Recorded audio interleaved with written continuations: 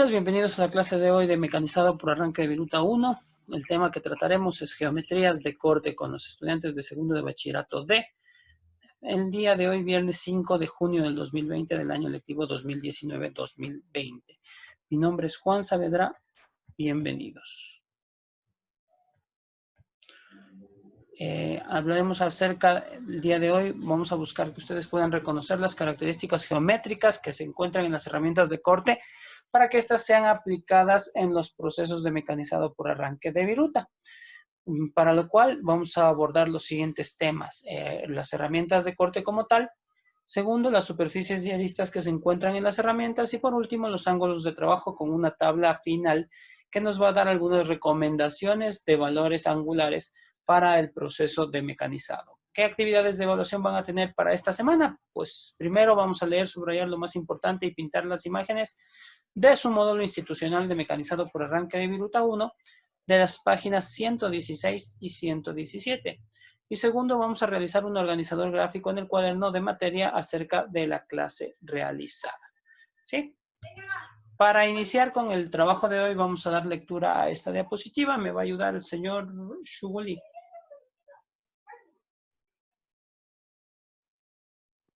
A ver, dice, para empezar un gran proyecto hace falta valentía. Para terminar un gran proyecto hace falta perseverancia. Perfecto. Señor Guamose, me ayuda con su comentario.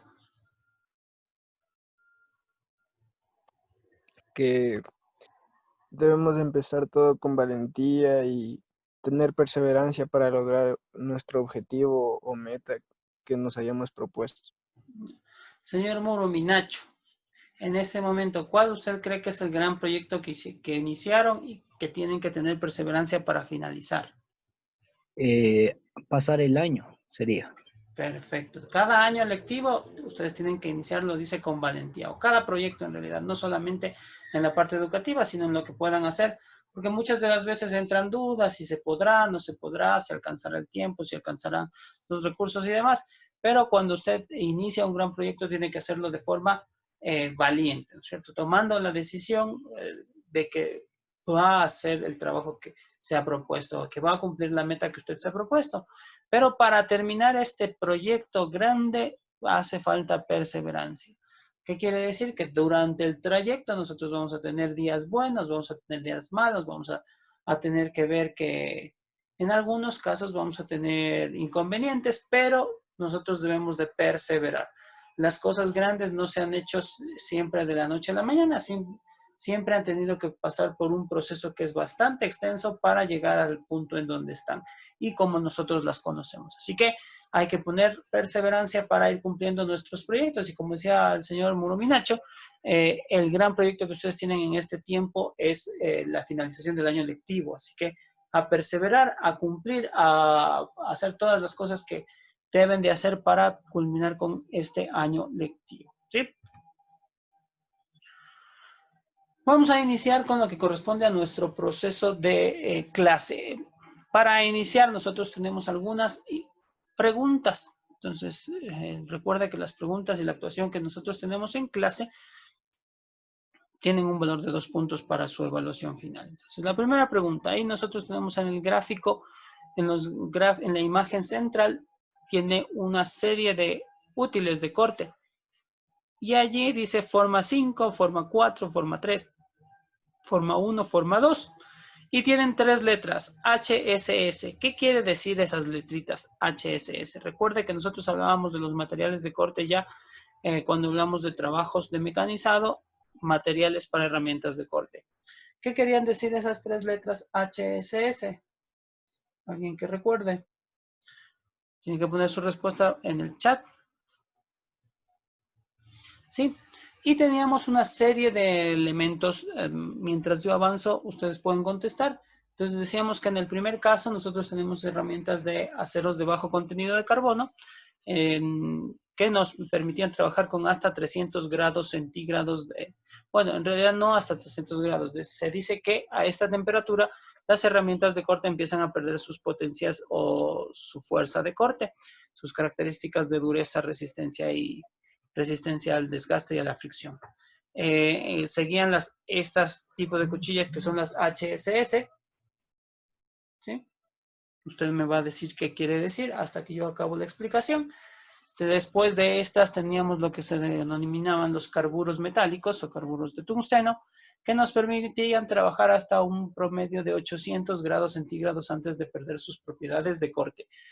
¿Sí? Correcto, señor Shuguli, ya hay. Perfecto. De ahí teníamos los cerámicos y los diamantes policristalinos que correspondían a las herramientas de mayor dureza para el proceso de corte. Y como ya lo dijeron a través del chat, estas herramientas HSS corresponden a las siglas de Hard Speed Steel o aceros duros de alta velocidad, ¿sí?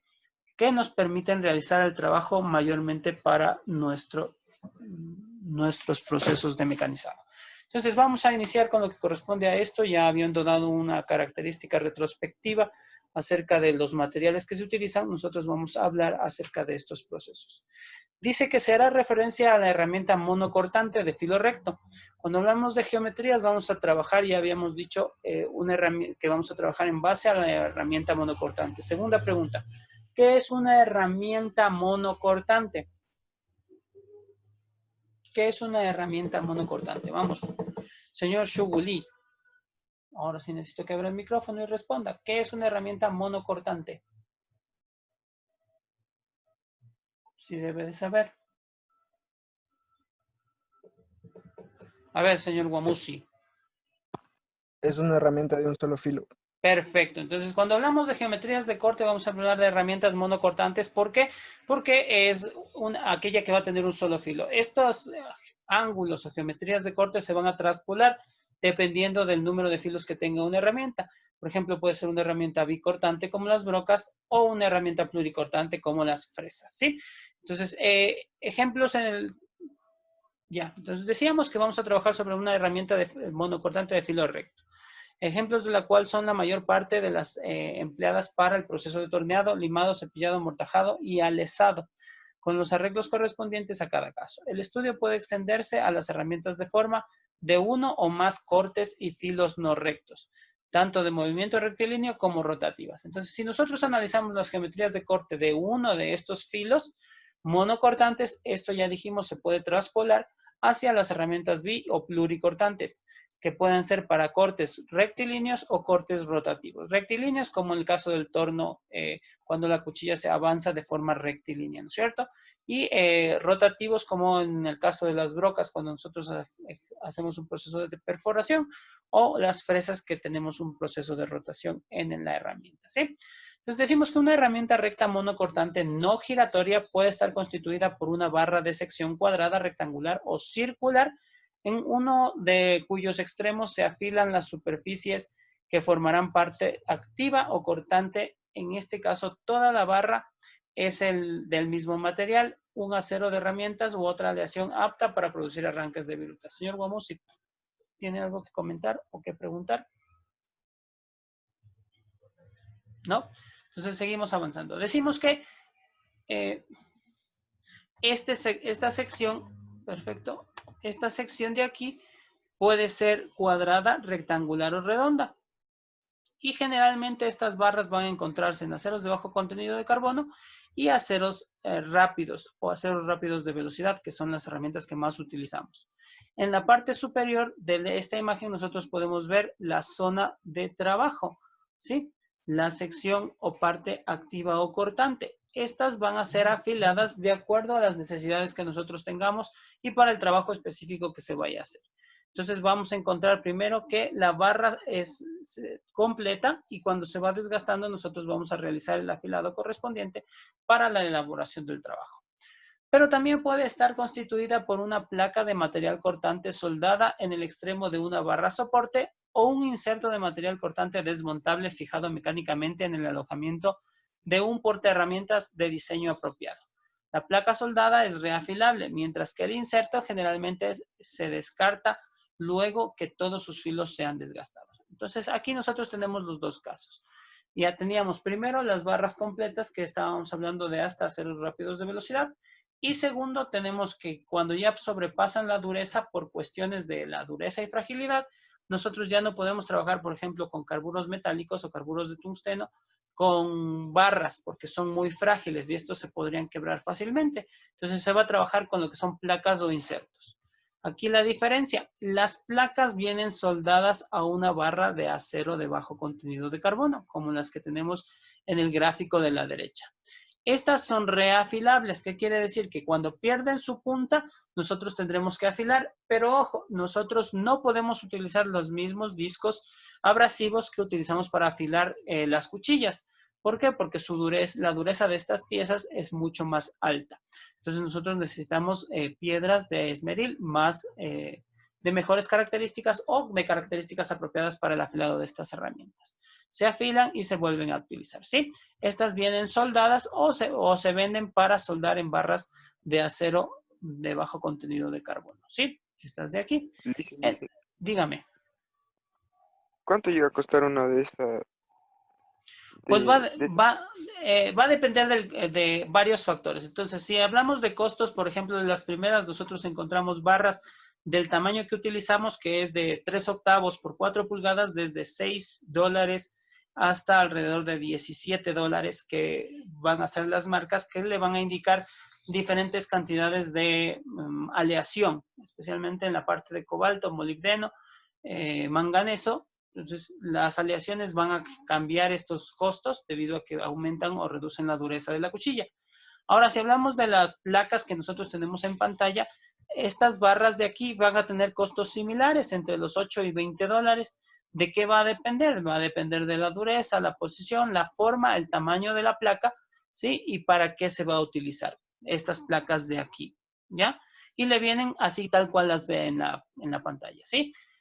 Vamos a la parte de los insertos. También han de preguntar cuánto cuestan. Estos insertos le vienen en juegos. Entonces, estos juegos suelen costar entre 25 a $40, dependiendo también de varios factores, como son el tamaño de las placas, el trabajo que pueden realizar y cosas por el estilo, ¿sí? Entonces, saben venir en juegos porque viene el portaherramientas que tiene el tornillo, la llave correspondiente para cada portaherramientas y las placas que suelen venir en unas pequeñas cajas de 6, 8, 10 unidades, pero también se pueden comprar por unidad.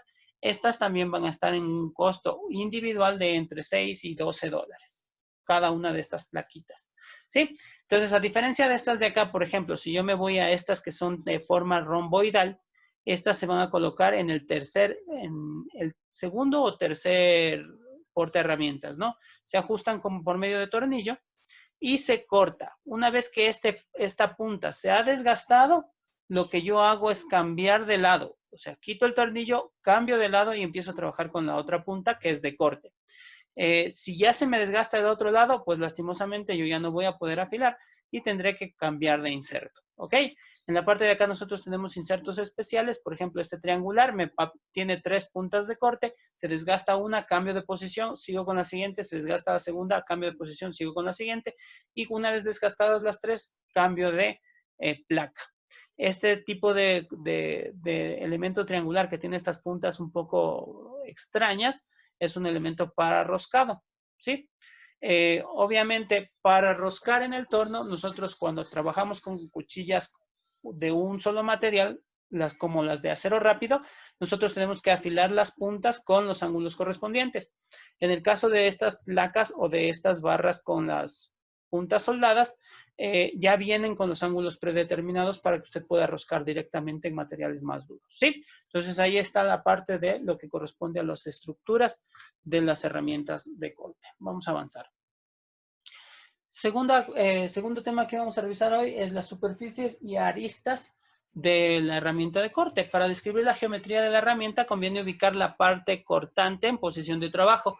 La figura muestra la herramienta en una operación de cilindrado. Usted puede ver la flecha de aquí que dice que se va a desplazar de derecha a izquierda, ¿no? La posición más natural para la herramienta monocortante es aquella en la que su eje coincide con la dirección del avance de penetración y su plano de base es perpendicular a la dirección del movimiento de corte principal. Esta posición es la esquematizada en la figura que tenemos en pantalla, perdón. Vamos a ver los elementos importantes. Entonces, ¿cuáles son los elementos importantes de esta cara? Sabemos, ustedes ya aprendieron a afilar con este afilado, que es el más básico, ¿sí? A 90 grados de punta y con esta curvatura que es para la salida de la cuchilla. Entonces, lo primero que vamos a identificar es la cara de ataque o de desprendimiento, que es S2. Es la que tenemos en la parte superior. Vamos a ver si la podemos pintar. Entonces, la cara de ataque o desprendimiento es por donde fluye la viruta. Entonces, sabemos que esta zona de aquí, S2, es por donde la viruta fluye. Entonces, cuando el material cae sobre la herramienta, esta zona le permite desplazarse al material para que salga, ¿sí? La segunda cara corresponde a la cara de incidencia. La tenemos en la parte de aquí abajo, S1.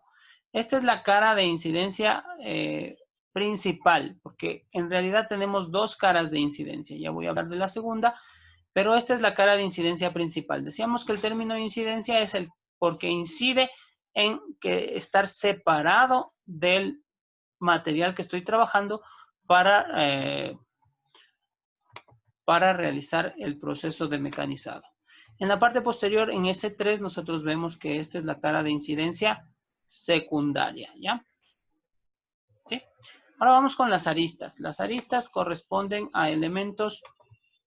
El filo principal o arista principal es esta de aquí, A1. La intersección entre las dos caras produce arranque de la superficie de la arista. Esta es la primera materia. Y tenemos aquí este A2, que corresponde al secundario. Esta arista es cuya intersección con el filo principal determina la punta de la herramienta. Los filos principal y secundario delimitan la cara de ataque. Esta cara de ataque. Esta de aquí que dijimos que es la cara de ataque o de desprendimiento, ¿sí? Entonces tenemos tres superficies y dos filos, ¿no? Superficie de desprendimiento, ojo de ataque, superficie de incidencia principal, superficie de incidencia secundaria. Y en cuanto a los filos, tenemos un filo principal, que es el que produce el corte, y un filo secundario, que es el que delimita la punta de la cuchilla. ¿Ok? Vamos a avanzar a los ángulos de trabajo. Tenemos una imagen que nosotros conocemos y creo que ya bastante bien. Dice que los ángulos que forman las caras y aristas entre sí o con respecto a un sistema propio de ejes de referencia variarían en función de la orientación del plano en el cual se miden. Por ejemplo, el ángulo entre la cara de ataque y el plano tendrá diferente valor según de qué zona se ha medido, o en un plano paralelo o perpendicular a la pieza de trabajo. Entonces, nosotros vamos a centrarnos de las partes más importantes. Empezamos con el ángulo de incidencia, que es el que tenemos en la parte inferior, ángulo alfa, ángulo de incidencia. Vamos a ir marcándolos para que usted pueda apreciarlos de mejor manera. Entonces, tengo el ángulo de incidencia, está marcado en la zona amarilla y se delimita con la letra alfa. Este separa el útil de corte del material trabajado, evitando el rozamiento y aumento de temperatura que puede generarse si este fuese recto, ¿no es cierto? Entonces hay una zona mayor de contacto y puede generar más temperatura. Ángulo beta es el ángulo de filo. Aquí tenemos el ángulo beta, ángulo de filo o cuña. Es aquel que realiza el destajo del material al entrar en contacto con el material. El lambda, que es una L al revés, ángulo de desprendimiento o ataque no es lambda, es gamma, ¿sí? Representa la letra G en el alfabeto griego. Ángulo de desprendimiento o ataque permite el desprendimiento de material, como nosotros podemos ver aquí. Nosotros vemos cómo el material se desprende por medio de esta sección. Y por último, delta, que corresponde al ángulo de corte comprendido por el ángulo de filo y el de incidencia, ¿sí? Este es el ángulo de corte, delta. A continuación, si nosotros cambiamos de posición o de vista, nosotros podemos ver desde la parte superior el ángulo epsilon, que corresponde al ángulo de punta. Este ángulo de punta, este de aquí, este ángulo de punta, se genera en el proceso de afilado. Nosotros generalmente lo utilizamos a 90 grados y brinda la robustez al momento de realizar el corte. Este ángulo de punta me va a dar robustez en el trabajo. Si es muy pequeño, entonces la punta se va a quebrar muy fácil. Si es muy grande, va a haber rozamiento, especialmente cuando querramos hacer acabados a 90 grados. El ángulo kappa, que lo tenemos aquí, que es como una X, es el ángulo de posición. Este se registra entre el material a cortarse y el útil de corte en el eje X. Su amplitud nos genera virutas de mayor o menor ancho, ¿sí? Entonces, si yo roto o amplío este trabajo, la zona de trabajo va a ser más corta. Si yo reduzco este ángulo, la zona de trabajo va a ser más grande, ¿sí? Y por último tenemos el ángulo lambda. Si nosotros miramos la cuchilla de frente, que es el ángulo de inclinación de filo, contribuye a la superficie de desprendimiento y generalmente sobre este ángulo nosotros ubicamos lo que conocemos como rompevirutas. ¿Para qué hacíamos un rompevirutas? Para que el material no sea continuo y evitar accidentes. Vamos a ir terminando con lo que corresponde a los ángulos de trabajo. Aquí tenemos una tabla completa en donde me va a dar indicaciones de ángulos recomendados para el trabajo de mecanizado sobre diferentes tipos de material en cuchillas de acero rápido. Esto también, la clasificación de los valores, también van a estar dadas de acuerdo al tamaño o ancho de la cuchilla que yo esté utilizando. Entonces vamos a iniciar con el primer segmento que corresponde a aluminio y metales ligeros, cobre, material antifricción y materiales prensados como plásticos, el Duralon, el Grilon, ¿sí? Que me van a indicar que yo trabaje con un ángulo de incidencia de entre 8 y 10 grados, un ángulo de filo o cuña de 50 a 52 grados y un ángulo de desprendimiento de 32 a 28 grados. El ángulo delta, ¿sí? El ángulo de corte, dijimos que corresponde a la suma del ángulo alfa, que es de incidencia, más el ángulo beta. Entonces tenemos de 58 a 62 grados. ¿Sí? Entonces, esto corresponde a metales más blandos. Entonces, características para tener un buen acabado y realizar un buen proceso de trabajo, ángulos bien definidos. ¿Cómo podemos identificar estos ángulos? Podemos utilizar un goniámetro o podemos buscar las galgas que vienen con los ángulos determinados. ¿Ok? El siguiente grupo de materiales o la agrupación A2 corresponde a aceros que van a permitir un trabajo de hasta 60 kilogramos por milímetro cuadrado. Entonces, en cuanto a la dureza, que se mide mediante este valor, ¿sí? Tenemos que el ángulo de incidencia va a ser de 6 grados, el ángulo de filo o cuña va a ser de entre 55 y 58 grados, y el ángulo de desprendimiento va a tener entre 29 y